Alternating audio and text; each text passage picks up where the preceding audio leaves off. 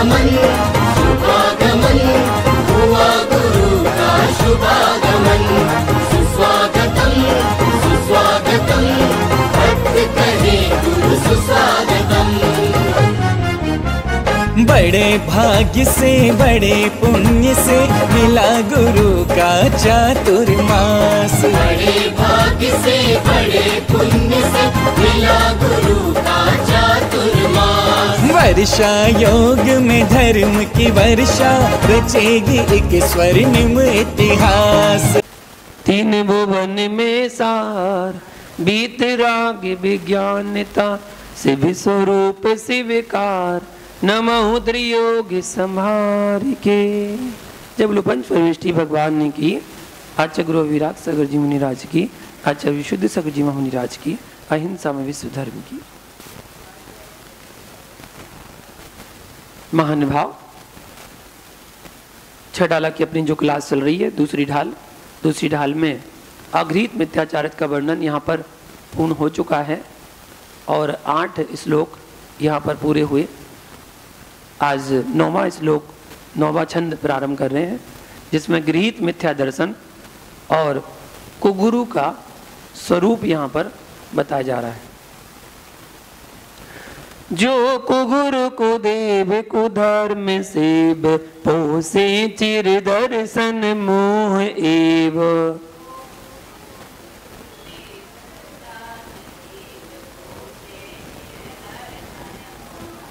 अंतर रागादिक धरे जे बाहर धन अंबर ते स्नेह।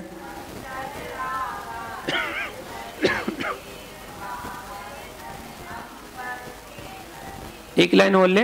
धारे कुलिंग लही महत भाव ते कुगुरु जन्म जल उपल नाव।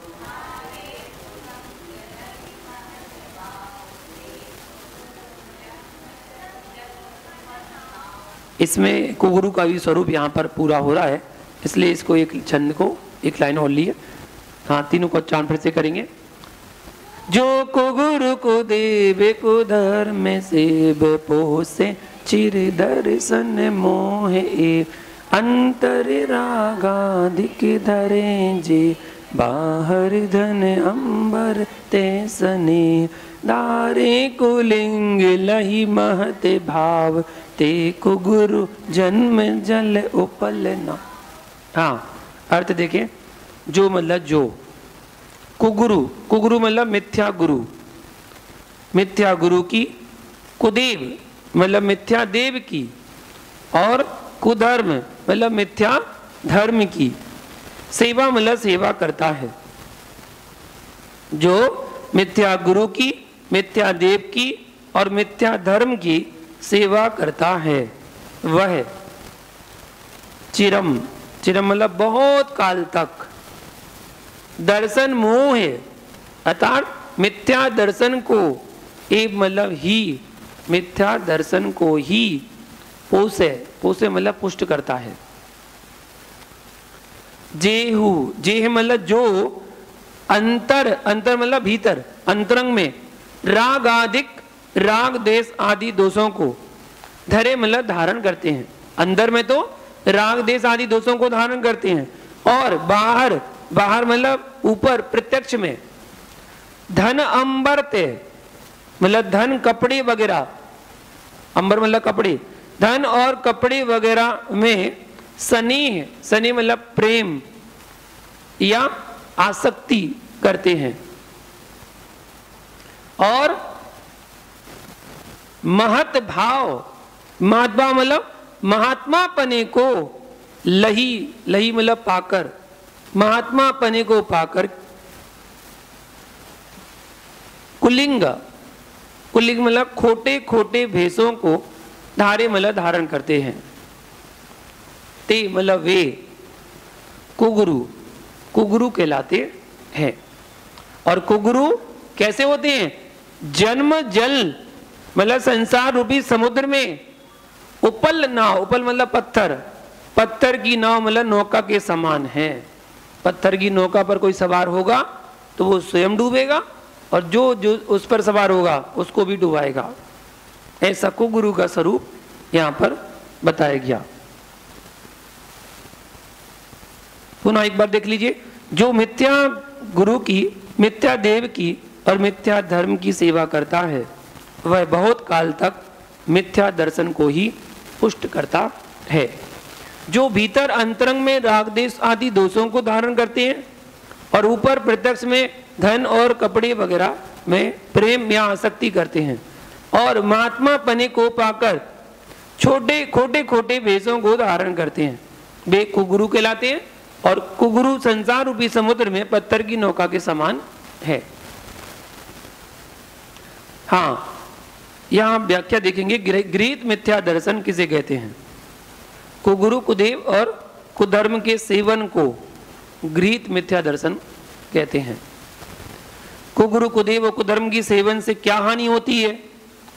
तो कुगुरु कुदेव और कुधर्म के सेवन से दर्शन मोहिनी कर्म मजबूत होता है, मिथ्यात्व कर्म का बंध होता है, जिससे अनंत काल तक जीव संसार में दुखों को भोगता है। मोहिनी कर्म कितने भेद? मोहिनी कर्म कितने भेद? सुबह वर्णन चला था तत्पार सूत्र में, 2 भेद, एक दर्शन मोहिनी और चारित मोहिनी। दर्शन मोहिनी कौन? जो कर्म वस्तु के यथार्थ स्वरूप का श्रद्धान ना होने दे उसे दर्शन मोहिनी कहते हैं, और जो कर्म आत्मा का चारित्र गुण प्रकट ना होने दे उसे चारित्र मोहिनी कहते हैं। कुगुरु किसे कहते हैं? जो बाहर में तो नाना बढ़िया बढ़िया वस्त्र धन रखते हैं, मठ आदि क्षेत्र बनाते हैं, परिग्रह से सहित हैं और अंतरंग में राग देश को धारण करते हैं, किसी को आशीष देते हैं, किसी को श्राप देते हैं, खोटे वेश को धारण करने वाले, और स्वयं को महात्मा कहते हैं, उन्हें कुगुरु कहते हैं। कुगुरु कैसे हैं? उनका आश्रय लेने से क्या हानि है? तो कुगुरु को उदाहरण कौन सी दी? किसकी नाव? पत्थर की नाव के समान है कुगुरु। पत्थर की नौका स्वयं पानी में डूबती है और जो उस पर बैठता है उसे भी डुबा देती है, वो भी डूब जाता है।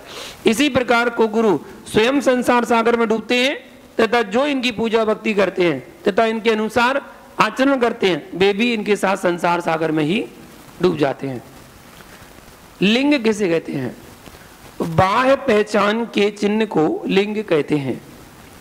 जिन लिंग किसे कहते हैं? वह कितने प्रकार का होता है? तो देखिए, जिनेंद्र भगवान के द्वारा बताए गए लिंग को जिन लिंग कहते हैं। ये 3 प्रकार के होते हैं। पहला मुनि लिंग, दूसरा क्षुल्लक लिंग और तीसरा आरिका लिंग। अन्य कोई लिंग नहीं है। अन्य कोई भेष स्वयं को गुरु कहे तो वह कुलिंगी है, उसको कुलिंगी कहा जाता है। मुनि लिंग की क्या पहचान है? तो देखिए, बाहर से अगर आप पहचान करें तो इतना ही पहचान करें कि मुनिराज पिची कमंडल साथ रखते हैं, संस्कार रहित शरीर होना, अर्थात सजावट नहीं करते अपने शरीर की, श्रृंगार नहीं करते हैं। और यही कारण है कि श्रृंगार ना करने के कारण ही अपने केसों को उखाड़ के फेंक देते हैं, क्योंकि शरीर की सुंदरता चेहरे से होती है और चेहरे की सुंदरता बालों से होती है। बाल अच्छे हैं तो चेहरा बहुत अच्छा लगता है। तो इसलिए दिगंबर मुनिराज अपने बाल, अपने सर, दाढ़ी, मूछ के बालों को उखाड़ कर फेंक देते हैं। उन्हें सुंदरता से कोई आसक्ति नहीं है। तो संस्कार रहित शरीर होना, तीसरा नग्नता होना और चौथा केस लोंज, ये 4 चिन्ह हैं बाहर से जो दिखने में आते हैं। और भी बाहर से दिखने में आते हैं, पद विहार करते हैं, खड़े होकर एक टाइम आहार करते हैं। ये मुनिराज के बाहरी चिन्ह हैं जिन लिंग के। क्या जिन मुनि के साथ समान आसन पर वस्त्रधारी साधुओं को बैठा सकते हैं? नहीं। यदि धर्म स्थान पर धर्म सभा लग रही हो तो जिन मुद्रा के बराबर वस्त्रधारी साधुओं को नहीं बैठाना चाहिए, किंतु नीचे आसन पर सम्मान से बैठाना चाहिए।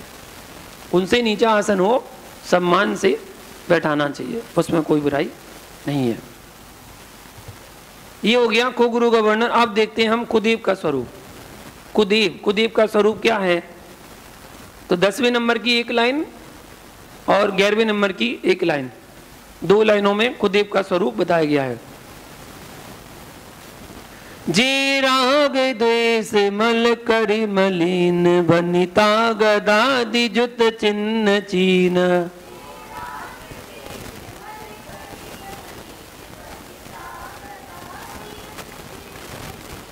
ते है कुदेव तिन की जो सेव, सठ करत न तिन भव भ्रमण छेव।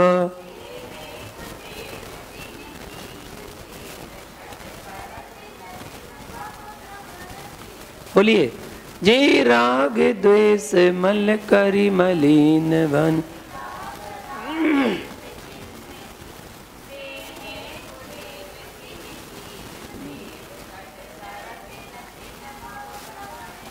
हाँ, सभी लोग एक साथ बोला करें। 2 लोग की आवाज आती, 4 की आवाज नहीं आती तो फिर आप सुन ही नहीं देते, पढ़ भी रहे कि नहीं पढ़ रहे आप।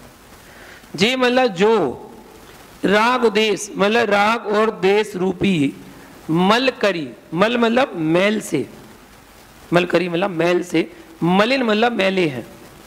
जो राग और द्वेष रूपी मैल से मैले हैं, और बनिता, बनिता मतलब स्त्री, स्त्री तथा गदादि जुत, गदादि मतलब गदा वगैरह, गदादि वगैरह, चिन्ह मतलब चिन्हों से, चीन, चीन मतलब पहचाने जाते हैं। ते मतलब वे, कुदेव, कुदेव मतलब खोटे देव हैं। जो मतलब जो सठ, सठ मतलब मूर्ख, तिनकी मतलब उन कुदेवों की सेव करत, सेवा करते हैं। तिन मतलब उनका, भाव भ्रमण मतलब संसार में भटकने का, छेव, छेव मतलब अंत, ना मतलब नहीं होता, संसार में भटकने का अंत उनका नहीं होता। क्या कहा? जो राग और द्वेष रूपी मैल से मैले हैं और स्त्री तथा गदा वगैरह चिन्हों से पहचाने जाते हैं, वे खोटे देव हैं। जो मूर्ख उन कुदेवों की सेवा करते हैं, उनका संसार में भटकने का अंत नहीं होता है। कुदेव किसे कहते हैं? शस्त्र रखते हैं, पहचाने जाते हैं उनसे। और राग देश, मैन तो राग देश आ गया। जो देव राग देश रूपी मैल से मैले होते हैं, जिनके स्त्रियां होती हैं तथा जो गदा आदि शस्त्र लिए रहते हैं, उन्हें कुदेव कहते हैं।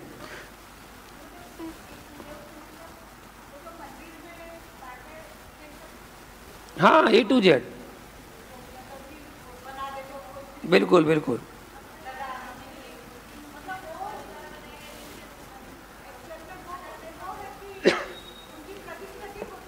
देवगति के जीव हैं वो, देवगति के जीव हैं, या जब उन्होंने जिस पर्याय में जन्म लिया था वो उसी पर्याय को ही भगवान के रूप में मानते हैं, उसी पर्याय को ही भगवान मानते हैं।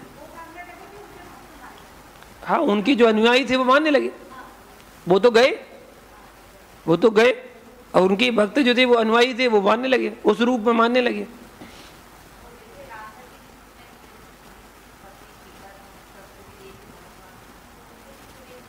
और क्या, जब तक राज्य अवस्था में है, जब तक शांतिनाथ चक्रवर्ती थे ना, शांतिनाथ, कुंदनाथ, हरेनाथ चक्रवर्ती थे, तो क्या थे? गृहस्थ अवस्था में हथियार नहीं उठाते थे, हथियार चक्र नहीं उठाते थे। चक्र भी था उनके पास, हथियार भी थी, सेना भी थी, बल भी थे, घोड़े भी थे, हाथी भी थे, सब कुछ उन्हीं के तो थे, सब कुछ उनके थे। लेकिन जब उन्होंने छोड़ा तो तीर्थंकर बन गए, बैराग ले लिया। लेकिन जब तक राज्य अवस्था में थे तो कोई नमस्कार नहीं करता। उनकी 96,000 रानियां थी। किन की होगी बताओ? शांतिनाथ, कुंदनाथ, हरेनाथ चक्रवर्ती थे, उनकी 96,000 रानियां थी। तो जब तक रानियां थी तब तक वो पूजनीय नहीं थे, जब तक उन्हें हथियार थे तब तक पूजनीय नहीं थे, जब तक वो घर में थे तब तक पूजनीय नहीं थे। और जैसे उन्होंने सब कुछ वैराग किया, छोड़ दिया, दिगंबर दीक्षा धारण कर ली, सो पूजनीय बन गए। कहाँ? उस समय तो चक्रवर्ती की श्रेणी में थे, चक्रवर्ती थे, कुदेव की श्रेणी में थोड़ी आ रहा है। कुदेव तो अब उनको देव माना जा रहा है, उनको भगवान मान लिया। जैसे कि वर्तमान में अभी देखा जाए तो साईं बाबा का प्रचार चल रहा है। कौन है साईं बाबा? बताओ, किसी को पता है कौन से भगवान है? कहाँ के भगवान है? किसके भगवान है? मान लिया ना उनको, भगवान मान लिया, सो पूजने लग गए।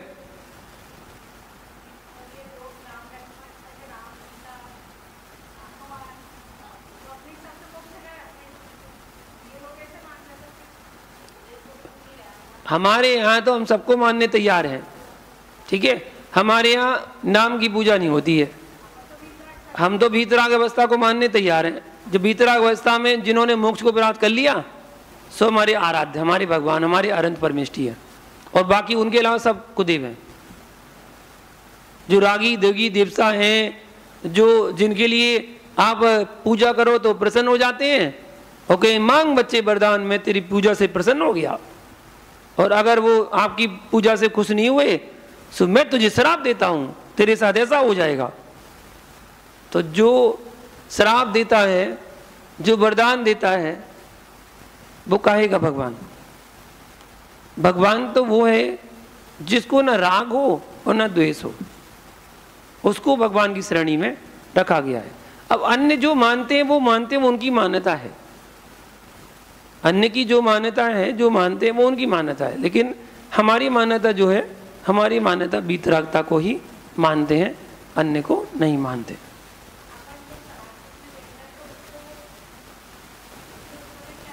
कुछ नहीं, सरागी तो सरागी है।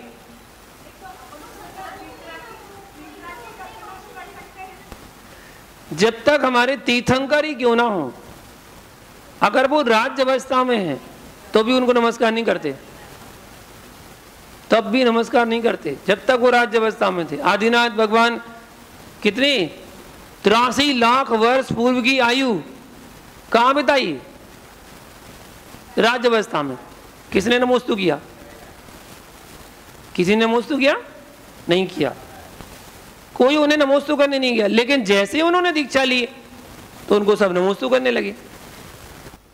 तो कुल मिला के ये बताया गया कि कोई अपने भगवान भी क्यों ना हो, अगर वो भगवान श्रृंगार से सहित हैं, अगर वो भगवान रागी द्वेषी हैं, अगर वो भगवान राज्य अवस्था में वस्त्र को धारण करने वाले हैं या अपनी पत्नियों के साथ रहते हैं, क्योंकि ऐसा विधान है कि हर तीर्थंकर का विवाह होता है। वो तो इस बार 4 तीर्थंकर का विवाह नहीं हो पाया, 5 तीर्थंकर का, वरना तो सबका विवाह होता ही है, 5 का नहीं हो पाया इस बार। तो वो तीर्थंकर भी अपनी पत्नी के साथ ही तो रहते हैं राज्य अवस्था में। तो जब तक वो राज्य अवस्था में, जब तक वो श्रृंगार से युक्त हैं, जब तक वो राग देश से सहित हैं, तब तक वो हमारे लिए वंदनीय नहीं है। क्योंकि हमारे यहाँ गुणों की, चारित्र की पूजा होती है, हमारे यहाँ नाम और चेहरे की पूजा नहीं होती है। इस कारण से अन्य जो देवी देवताओं को जो संसार में पूजे जाते हैं, उनकी अपेक्षा से वो उनको भगवान मानते हैं। लेकिन हम उनको भगवान इसलिए नहीं मानते क्योंकि हमारे यहाँ वीतरागता की ही पूजा की जाती है।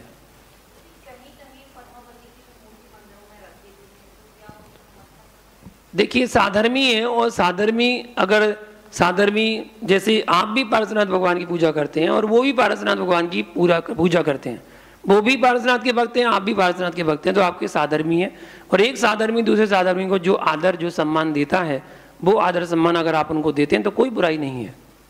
आप अपने कोई भी आपका मिलने जुलने वाला कोई जैन परिचय का मिल जाता है, कहीं भी मिल जाए, तो आप उसको आदर से अपने दोनों हाथों को जोड़ लेते हैं और अपनी गर्दन को झुका देते हैं और कहते हैं भैया जय जिनेंद्र, सम्मान देते ना। तो जब एक साधर्मी को सम्मान दे सकते हैं, और जबकि सामने वाला जिससे आप सम्मान दे रहे हैं, ये उसका पक्का नहीं है कि वो समय दृष्टि है कि नहीं, उसका पक्का नहीं पता, वो तो समय दृष्टि है। जब भगवान के समूचरण में बैठे हैं तो वो तो समय दृष्टि है, क्योंकि भगवान के समूचरण में तो समय दृष्टि ही बैठ पाते हैं, मिथ्या दृष्टि नहीं बैठ पाते। तो समय दृष्टि है, साधर्मी है, अगर उसको आप आदर सम्मान दे रहे हैं तो उसमें कोई बुराई नहीं है। लेकिन आदर ज्यादा करने लगो तो वो अति हो जाती है, कि भगवान से ज्यादा पूजना शुरू कर दो तो वो अति हो जाती है।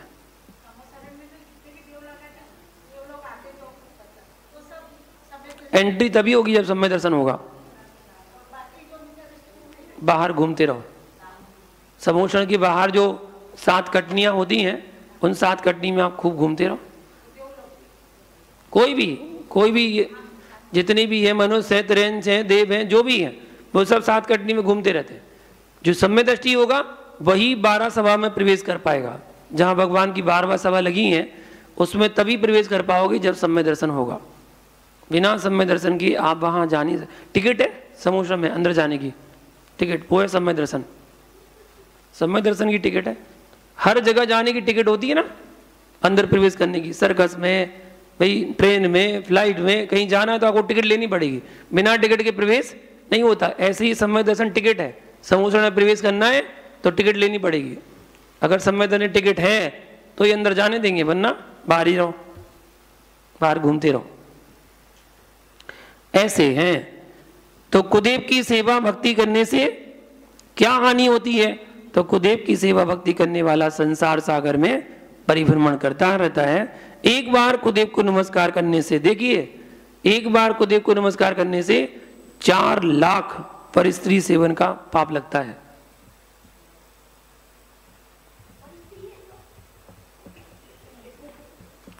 जितना पर स्त्री के सेवन करने में पाप लगता है, उतना 4 लाख पर स्त्री सेवन का जो पाप लगता है, उतना एक बार कुदेव को नमस्कार करने में पाप लगता है। कुदेव कौन? जो राग देश रूपी मैल से मैले हैं, जिनके स्त्री आदि होती हैं, गदा आदि रखते। कुदेव की सेवा कौन करते हैं? तो कुदेवों की सेवा मूर्ख अज्ञानी लोग करते हैं। जिनको ज्ञान नहीं है वो ही उनकी सेवा करते हैं।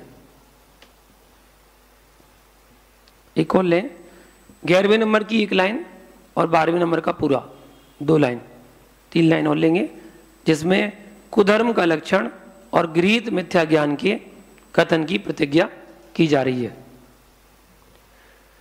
रागादि भाव हिंसा समेत दर्वित त्रसितावर मरण खेत।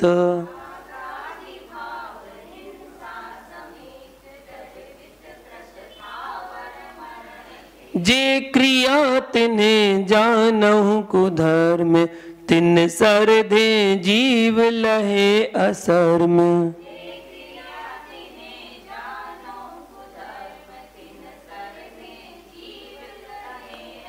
या को गृहीत मिथ्यात्व जान, अब सुन गृहीत जो है अज्ञान।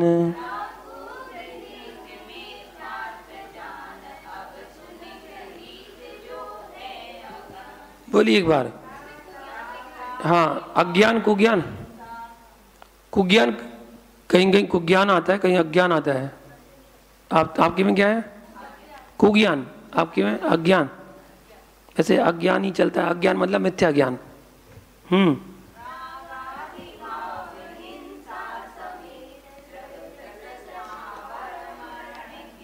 जे क्रिया तिने जानो को धर्म, तिन सरधे जीव लहे असर में।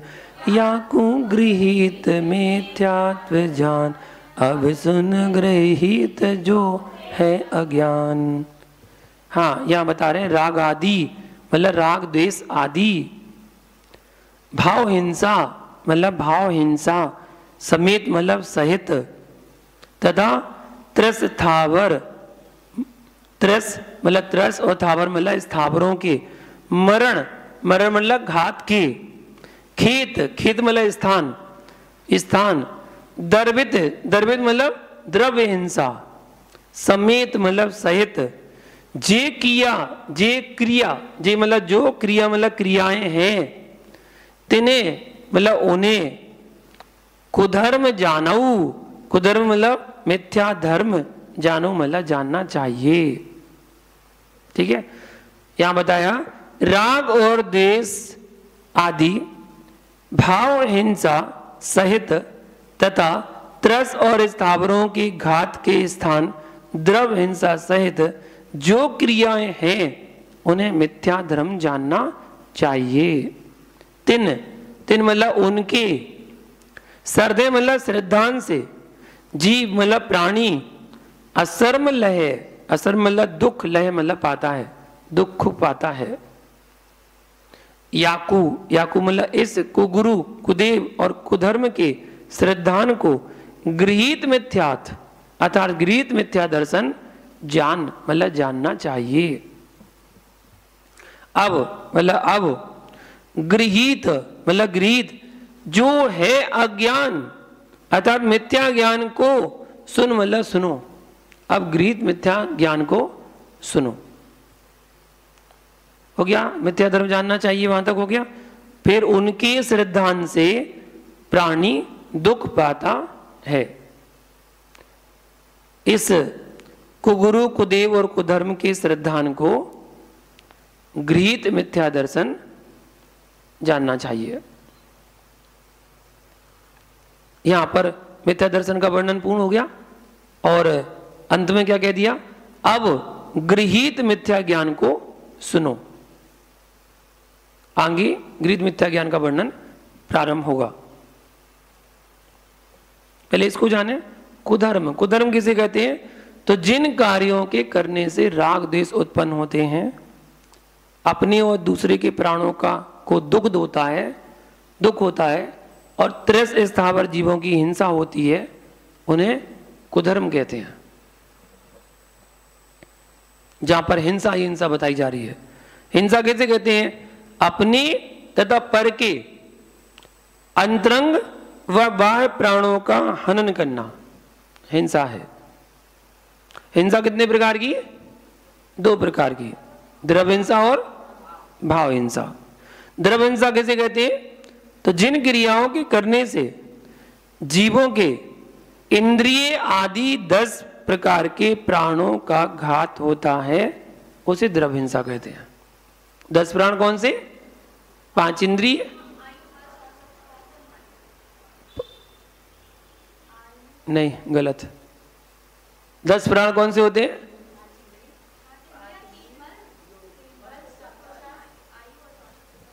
तो भाषा कहां से आ गई, मन कहां से आ गया? वो तो पर्याप्ति है, पर्याप्ति को प्राण में लगा दिया। हाँ, तो 5 इंद्रिय, 3 बल, 1 आयु और 1 श्वास, ये 10 प्राण होते हैं। तो 10 प्रकार के प्राणों का घात होता है जिन क्रियाओं से, वो क्या कहलाती है? द्रव्य हिंसा। और भाव हिंसा किसे कहते हैं? विषय, कसाय, वासना, राग, द्वेष आदि के परिणामों को भाव हिंसा कहते हैं। कुधर्म का श्रद्धान करने से क्या हानि होती है? कुधर्म का श्रद्धान करने से जीव को दुख ही प्राप्त होता है अर्थात दुखी होता है। वे कौन सी क्रियाएं हैं जिनमें राग द्वेष पूर्वक द्रव्य हिंसा होती है? कौन सी क्रियाएं हैं?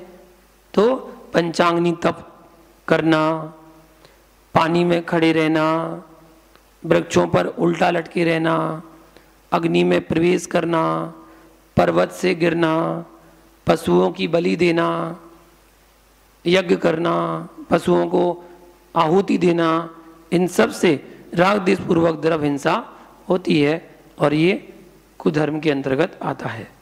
आगे मिथ्या गृहीत मिथ्या ज्ञान का लक्षण है, वो प्रारंभ करेंगे कल। आज के लिए इतना ही। जय बोलो शांतिनाथ भगवान की।